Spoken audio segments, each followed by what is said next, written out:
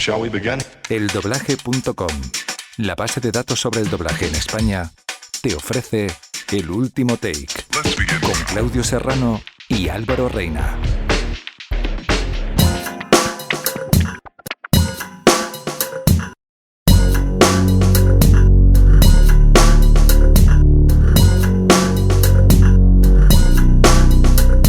Hola familia, ¿qué tal? Estamos de vuelta, esto es El Último Take, el podcast sobre locución y doblaje grabado en este caso en reclusión, desde casa. Yo soy Álvaro Reina y una vez más vamos a hacer la prueba, vamos a conectar con la Batcueva, con Claudio Serrano. Muy buenas a todos y a todas, ¿qué tal? Seguimos aquí en la Batcueva, la cueva de Catwoman, que tengo que ordenar, limpiar y, como todos, cuidar y mantener.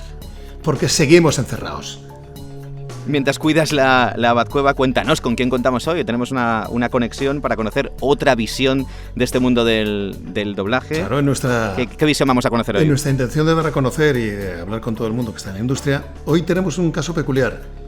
Un actor que al que le gusta, lo que le gusta realmente es dirigir doblaje y al que al final termina siendo empresario. Termina teniendo un estudio chulísimo, además que suena de escándalo, y que de repente está ahí arriba. Es ese señor que llama empresario, es un empresario. ¿Podemos hablar con él? Sí, podemos hablar con él. Javier Valdés, muy buenas. Hola, buenas tardes, Claudio. Hola, Álvaro. Hola, Javi, bienvenido. Bueno, ¿cómo, tío? O sea, es que a cualquiera que se lo cuentes, alguien que es actor, que de repente lo que le gustaba era dirigir doblaje, que tuviste a tu maestro Juan Fernández ahí enseñándote y tal, ¿cómo acabas de empresario? ¿Cómo da esta vuelta a esta carrera, tío? Bueno, ¿cómo da la vuelta? Pues la vuelta da en la crisis del 2008, en la que nos encontramos en una situación realmente muy compleja y en la que, bueno, pues tomamos una serie de decisiones y realmente no había muchas salidas en aquel momento. Intentamos, yo había tenido un puesto en lo que era el antiguo Sonobloc, un puesto que es de compromiso dentro de otra empresa, de muchísima confianza, y era un puesto que difícilmente lo podría volver a adquirir en otra compañía, ¿no? Y se me ocurrió la locura, de intentar quedarme con las instalaciones de lo que era el antiguo Sonobloc. En un principio entramos con unos socios, que eran unos fondos de inversión, que nos ayudaron en todo el proceso, y después de un pequeño caminar, reactivando lo que era Sonobloc, entró otra compañía norteamericana, compró lo que eran las instalaciones de Barcelona, adquirió las instalaciones de Barcelona, y yo me pude quedar con las instalaciones de Madrid. Y ahí empezamos este camino, esta aventura un poco compleja, por decirlo de alguna manera, algo que es todo una montaña rusa de emociones constante día a día. Bueno, Javi, la mayoría de entonces sigues haciendo doblaje, hacéis muchísima edición de sonido y mezclas para cine nacional, ese espectro que durante mucho tiempo estuvo como desatendido, ¿no? ¿Tú no has notado que el cine nacional se sintiera desatendido por parte de los grandes estudios que había aquí en España o no? Bueno, yo no creo que se sintiera desatendido. Yo creo que toda la industria en general sufrió un gran cambio con la digitalización y lo que es la famosa palabra democratización de las tecnologías.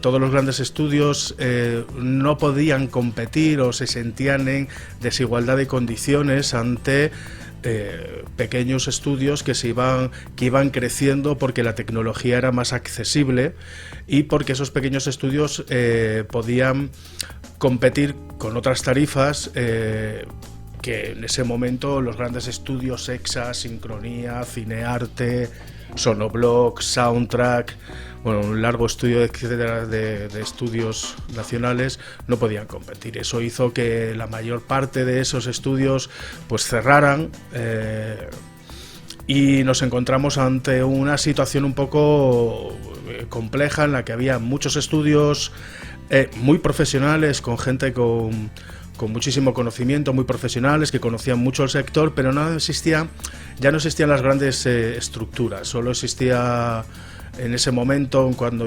conseguimos abrir lo que era Sonobloc Madrid y que ahora se llama Doc Studios, solo existía un estudio con capacidad para mezclas de cine y dar un servicio de alta calidad, de prestaciones de alta calidad para el cine nacional.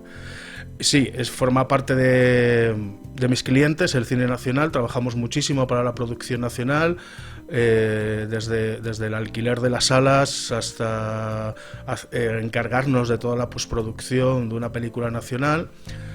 Seguimos haciendo doblaje, no tanto como el que quisiéramos porque el mercado ha cambiado muchísimo, y también hacemos mucho trabajo a nivel internacional para grandes producciones internacionales que nos contratan para, bueno, o grabaciones o tratamiento de diálogos, edición de diálogos, etcétera. Entonces, bueno, vamos ahí capeando el temporal y trabajando. Vale, ¿cómo ha cambiado el doblaje desde que tú estuviste de la mano de Juan Fernández? ¿Cómo ha cambiado el criterio? ¿Has notado que ha decrecido el criterio de calidad? ¿O el criterio de calidad en las producciones, en el doblaje, se ha limitado a determinado tipo de productos? ¿Cuál es tu sensación? El doblaje no se puede disociar de lo que es el actual audiovisual internacional. Quiero decir, no se puede hablar solamente del doblaje como una estructura independiente del sector audiovisual. Quiero decir que si existe muchísima producción internacional, el doblaje va de la mano. Y el doblaje no es nada más que una consecución, o la afecta, o tiene las mismas circunstancias que le pueden afectar cualquier otra producción audiovisual. A día de hoy hay muchísima producción para plataformas OTT o VOD, cine. Y eso mismo ocurre dentro del sector del doblaje, porque el doblaje, aplicando la ley de Darwin, se tiene que acoplar y tener que crecer bajo esas mismas circunstancias. Hay productos que requieren un tratamiento muy específico y con el cual se lleva mucho tiempo, muchísimo cuidado y muchísimo mimo, y otros productos, al igual que el producto que se está emitiendo, pues que lleva otro ritmo de trabajo. Eso es verdad que le afectan si los ritmos de trabajo son muy grandes o son muy potentes o son muy rápidos, le afectan en la calidad del servicio, pero no sé, quiero decir que es muy importante no disociarlo, porque eso funciona igual en las producciones originales. O sea que el doblaje no es un mundo aparte, es una parte más del producto audiovisual, y lo que ocurre en general pues nos ocurre en doblaje también. Efectivamente, ¿no? Claro, eso es evidente. O sea, nosotros nacimos, o el doblaje nació al amparo de una industria que estaba creciendo. El boom del doblaje históricamente está sobre papel, fue que tuvo la suerte de que el cine sonoro y el doblaje nacieron a la vez. O sea, ponerse en situación en aquellos finales de los años 20, principios de los años 30, en que apenas había cine, que había que pensar que el parque de salas cinematográficas era muy, muy pequeño, muy corto, y que solo existían grandes ciudades o en países en el que el público que existía de repente veía a unos señores que se movían, de repente hablaban su mismo idioma. Eso hizo que, evidentemente, el doblaje estallara como estalló y funcionara como funcionó. Es cierto que se probaron en ciertos países con gran cantidad de público, como era Alemania, Francia, Italia, España, que eran los países con mayor número de población, ¿no? Y eso hizo que se pudiera asentar como se asentó en todo el ADN de la estructura industrial. Vale, y ahora mismo, con esta situación, Javier, ¿vosotros cómo lo estáis llevando? Con este semiparón de la actividad, ¿cómo lo estáis llevando? ¿Cómo lo vais a afrontar? Bueno, pues nosotros tendremos que arrimar el hombro en este caso a nuestros clientes, a las distribuidoras, intentar ver cómo las distribuidoras primero salen de esta situación, ver cómo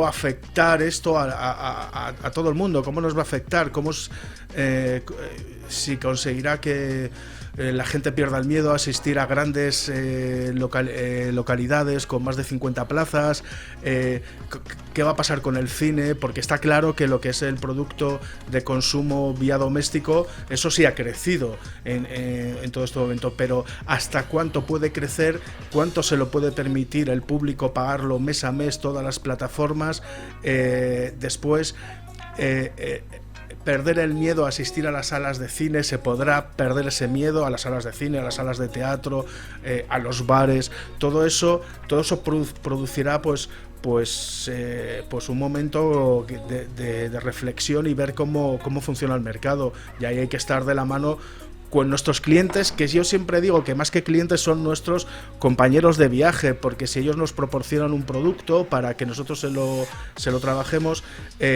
o hagamos el trabajo que nosotros sabemos hacer, sin ellos nosotros no somos nada, entonces no dejan de ser nuestros compañeros de viaje. Entonces habrá que esperar a ver cómo funciona todo esto, no lo sé, la respuesta es compleja ahora mismo. Ahí se está barajando varias cosas a lo largo de la industria, pero se están posponiendo todos los estrenos, habrá que ver, sobre todo habrá que ver cómo funciona todo esto, sobre todo porque se está hablando que va a haber una segunda oleada, por desgracia, de la enfermedad, por octubre. Es cierto que el sector del doblaje se reanimará rápido, se activará realmente rápido. Habrá que ver bajo qué parámetros de seguridad para los trabajadores y para los empleados de los estudios. Supongo que hay mucho producto almacenado en estos momentos que se estará trabajando, y en cuanto se levante la veda, pues poco a poco irá la gente a trabajar. Entiendo que habrá un pequeño parón porque todas las producciones internacionales están paradas y habrá que esperar. Entonces, bueno, habrá que ver cómo funciona todo esto. Hay una cosa que has dicho que es interesante, que dices, a ver si perdemos el miedo o cómo se hace para volver a las salas de cine. Lleva mucho tiempo hablándose de que el cine está en una situación complicada, de que cada vez se va menos a la sala. Esto parece como la puntilla, ¿no? De que lo cambia todo. Que igual la costumbre de ir a una sala a ver el cine en un estreno, no sabemos si volverá o de qué manera volverá. No lo sabemos, la verdad que no lo sabemos. Por desgracia sí suena a puntilla, ¿no? Pero sería personalmente sería una desgracia para el sector que el cine desapareciese. No creo que eso suceda. El cine ha pasado por guerras, ha pasado por situaciones tan lamentables como estas. La verdad que esta es nueva para todos, pero habrá que ver cómo reaccionamos todos, y depende de todos, quiero decir, si somos capaces de sentarnos al lado de un desconocido y estar cómodos en la butaca de una sala de cine, y eso y después también esta situación económica, que está pasando una situación económica todo el mundo bastante compleja, quiero decir, a ver cómo se reconduce eso. Vale. Espero que no, el cine es lo principal para la subsistencia, es la máxima calidad o el máximo exponente de nuestro trabajo, siempre será el cine. Desde luego. Javier, tal y como estamos ahora, por ejemplo, tú estás en casa, Álvaro está en su casa, en su cabina, yo estoy en casa con mi micro también.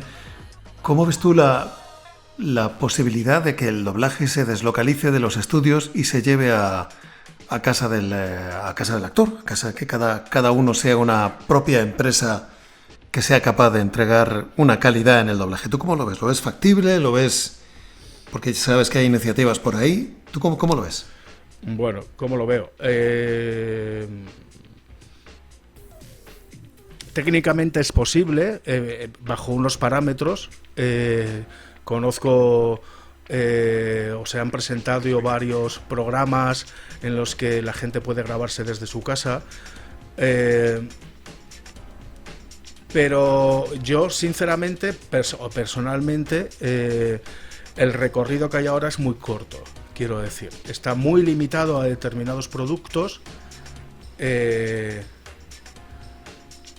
Ningún estudio o ninguna gran compañía de creación de contenido creo que autorizará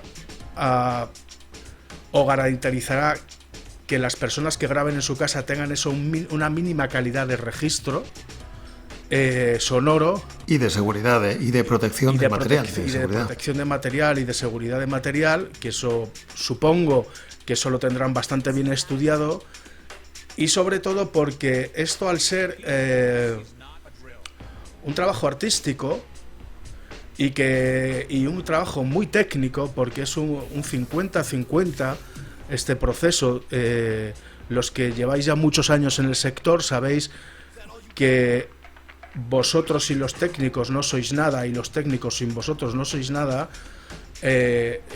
los procesos de doblaje de una película son tan largos o más en la parte de postproducción, una vez que el actor y el director salga de la sala, de edición de diálogos, de montaje, de ecualizaciones, de limpiezas, etcétera, que yo sinceramente lo veo muy complejo que eso llegue a tener un largo recorrido.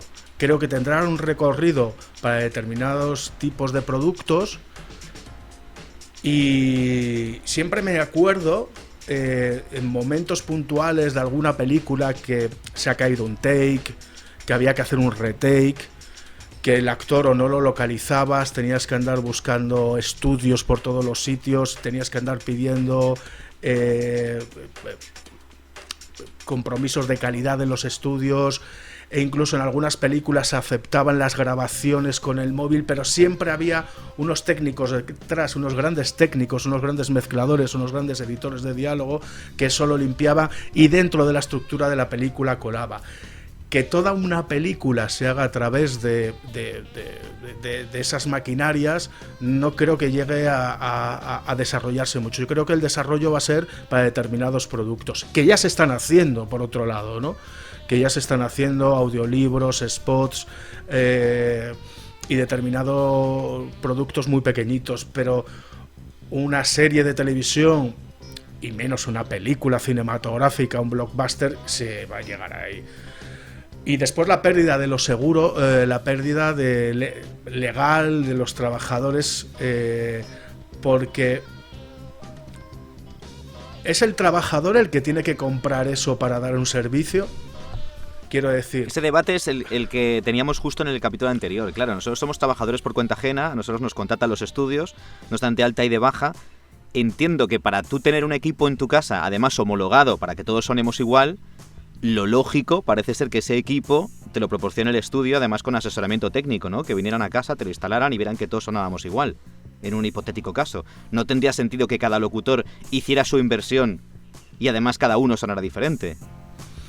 Claro, la pregunta es el profesional, o sea, siempre buscamos un paralelismo para intentar entender esto, ¿no? ¿Eres el actor de teatro el que se tiene que comprar un teatro para ensayar y ofrecer la obra de teatro desde su casa? No. Evidentemente no. ¿Es el actor de audiovisual el que tiene que comprarse un set, unos cromas, unas cámaras para realizar su trabajo? No. ¿Es el actor de doblaje el que tiene que comprar esa maquinaria para instalarla en su casa? Pues evidentemente la respuesta está clara, no. Los trabajadores de doblaje son trabajadores por cuenta ajena y es el estudio en este caso o la empresa que provee ese servicio el que tiene que alimentar o proveer a los trabajadores de esa maquinaria.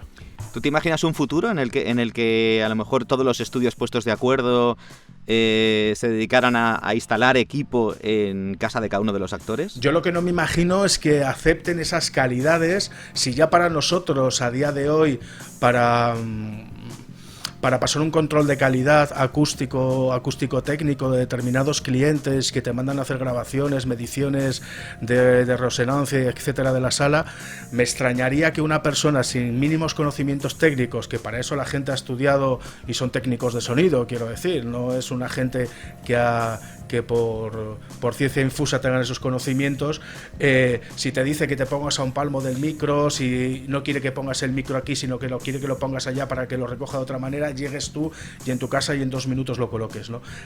Lo dudo mucho que lo acepten. Yo te pediría ahora que hicieras un poco de viaje en el tiempo, que pensaras en el Javier que, bueno, cuando nos conocimos, cuando estábamos iniciándonos como actores de doblaje, ¿cuál era tu visión de la profesión? ¿Sí? Pues desde ahí, desde un actor que está empezando, una visión artística, y ahora, ¿cuál es tu visión? Dirigiendo un estudio y habiendo visto a tantos actores pasar por delante del atril. Bueno, hombre, cuando nos empezamos y nos conocimos y íbamos por los estudios de oyentes, que teníamos esa suerte de poder ir de oyentes, porque después nos quejábamos mucho de ir de oyentes porque era picar puerta, no te hacían caso, estábamos muchas horas, etcétera. Creo que es necesario que los estudios vuelvan a abrir las puertas con sus controles de seguridad para que la gente que está empezando vuelva a ir de oyente, porque forma parte del proceso de aprendizaje de de la gente nueva que tiene derecho a formarse, pues evidentemente desde aquello es todo más utópico, ¿no? Era todo como una felicidad. Siempre pensaba, digo, qué suerte que voy a poderme dedicar a esto, que me podré dedicar a esto. Bueno, la vida me fue colocando en determinados sitios, tuve la inmensa fortuna que me contrató Sonobloc, descubrí, o me dijeron, que bueno, que no era muy fuerte la interpretación, cosa que no me sentó ni bien ni mal, y lo acepté como un caballero. Se me daba bien la dirección, que es por lo que realmente yo fui a Barcelona a aprender, porque yo intenté primero en Madrid, intentar aprender a ajustar, que era realmente el motivo por el cual todo nació de ahí. A través de un amigo, Gonzalo Durán, un grandísimo actor, me consiguió una entrevista de trabajo en Sonobloc, y bueno, ahí pude entrar y quedarme durante unos cuantos años en Sonobloc y aprender de muchísima gente.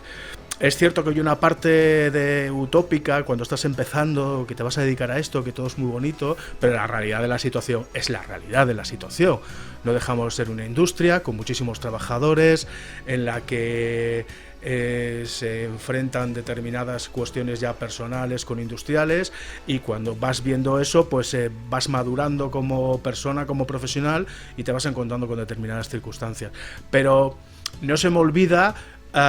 Creo que tengo hasta fotos de los compañeros, no voy a decir los nombres, cuando íbamos por los pasillos de Tecnisol en Alcobendas o de EXA en el parque del Conde Orgaz, pidiendo audiencia para que nos dejasen entrar de oyentes, o íbamos a Televisión Española, o con Mariano cuando estaba en Telson. O sea, tengo unos recuerdos muy gratos, la verdad.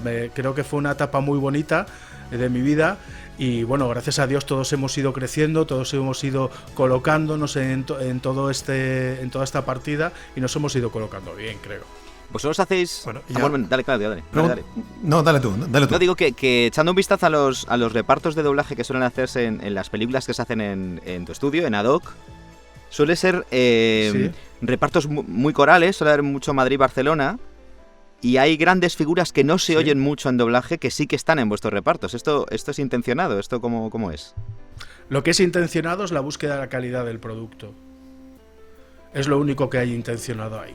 Lo otro que hay intencionado, evidentemente, es llamar a ese profesional. O sea, tuve la suerte y el honor de que me enseñara la profesión desde dentro, en la que una película ya estaba hecha, y entonces el cliente, María de Cuenca, tenía que recibir esa película tal como la había concebida en el idioma castellano, y tenía que respetarse al máximo. Que los doblajes sean mixtos es porque, bueno, por fortuna he trabajado en las dos ciudades, conozco al reparto de Madrid y conozco al reparto de Barcelona. En algunos momentos las direcciones artísticas considero que se tienen que cruzar, porque creo que alimenta y crece, y, entre comillas, una palabra que no me gusta, genera competencia entre los propios actores para que se superen a sí mismos y para que esa obra tenga cierto valor. Es cierto que también he tenido la suerte o la mala suerte de que me han tocado unas películas algunas veces, como me ha dicho, te has encasillado en películas de jubilados. Entonces, qué bueno.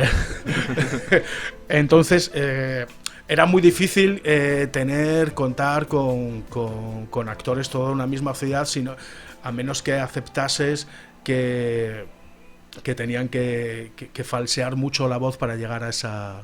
No buscábamos eso, sino buscábamos que el cliente se llevase un buen doblaje. Entonces, bueno, considero que en las dos ciudades hay unos grandísimos actores, y hemos ido trabajando desde ahí. Y con respecto a los actores que no suelen trabajar, pues bueno, yo les he llamado por teléfono y me han dicho que sí.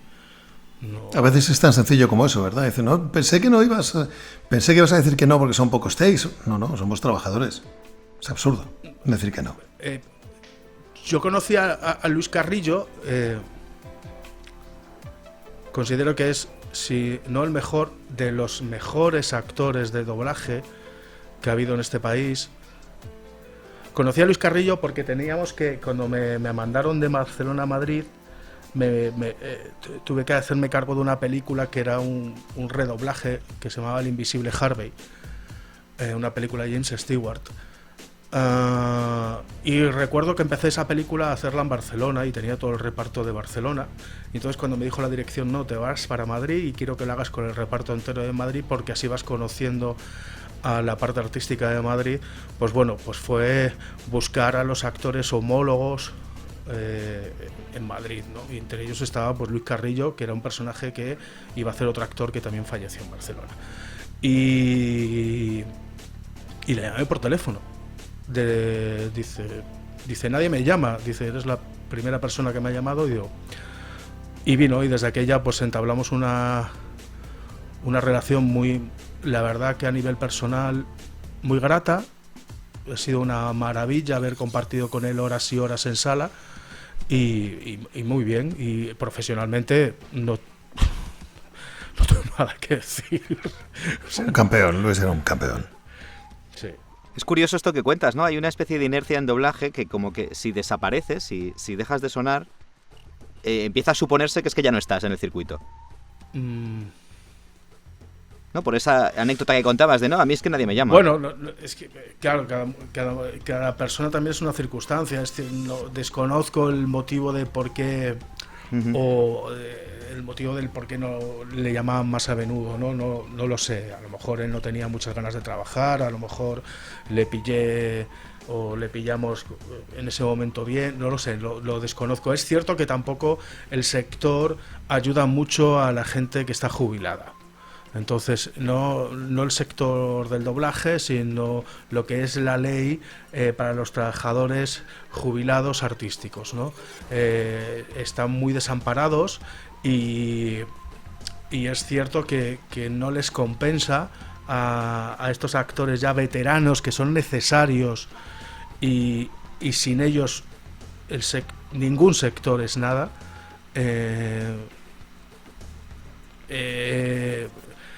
Es cierto que no ayuda mucho la ley de la seguridad social, tributaria, etcétera, no ayuda mucho, y entiendo que algunos momentos puedo entender, evidentemente, y lo comprendo perfectísimamente, que algunas empresas prefieran no contar con estos profesionales por temas laborales, nada más que por un mero hecho laboral, ¿no? Pero bueno, y entiendo también que el profesional prefiera rechazar ese trabajo para no meterse en camisas de 11 varas. Bueno, pues muy interesante, Javi, tener este punto de vista. Solamente una última pregunta por mi parte, Álvaro. Javier, ahora que estamos en un momento en el que hay que volver a negociar convenio y viene un momento en el que, bueno, siempre que estamos en ese punto, ¿no?, de hay que renegociar y qué tal, ¿tú cómo lo ves? ¿Ves una negociación a largo plazo? ¿Cuál es tu sensación? ¿Cómo te posicionas tú ahí? Los convenios siempre son necesarios, quiero decir. Los convenios hacen que no solo los trabajadores tengan unos derechos y unos deberes, sino que la industria se tenga que acoger todos bajo el mismo parámetro de juego. Aun siendo el libre mercado tiene que tener unos valores dentro del juego y que se tienen que medir. Entonces creo que todos los convenios, sea cual sea, siempre son buenos para todos los jugadores que están en el campo de juego, empresarios y trabajadores por cuenta ajena. Los convenios son necesarios, todo el mundo lo sabe que son necesarios. Yo, si te parece, Claudio, voy a rescatar la costumbre que teníamos en los capítulos anteriores, los que hicimos antes de recluirnos en casa, que siempre acabábamos pidiendo un consejo a nuestro invitado. Un consejo yo. Entonces, desde tu posición de persona que dirige doblaje y que gestiona un estudio, un consejo de cara a los actores de doblaje. A los actores, yo...